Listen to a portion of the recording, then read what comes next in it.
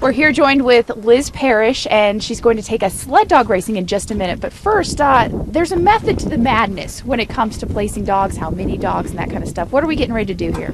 Well, there is, and because we're just, we've got a small team today, so we're going to keep it nice and controlled. It's icy and all of that, so we're going to be safe.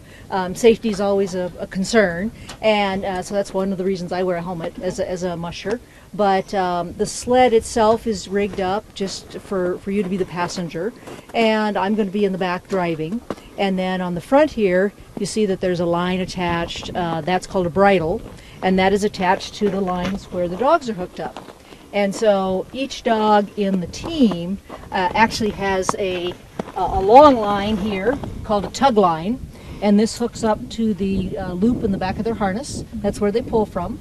And then there's a short line up here which goes to the big ring on their collar, and that's called a neckline, and all that does is just keep them lined up with the line. So they don't really pull from that at all. The dogs that are right in front of the sled are called wheel dogs, and they're the ones, since they're connected directly to the sled, they do most of the work. Okay. So they contribute the most. Not that the others don't, but that they just do the most work.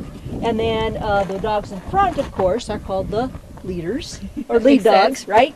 And then the dogs in between, in a, if you see on a video or on a picture, you might see, 8 or 10 dogs lined up in pairs. The dogs that are in between are called team dogs, and they pretty much are just on autopilot. They just go. Just run. They just run. Their job is to pull, and they follow the leaders, and the sled follows the wheel dogs, and hopefully everybody follows my voice commands. That's the idea.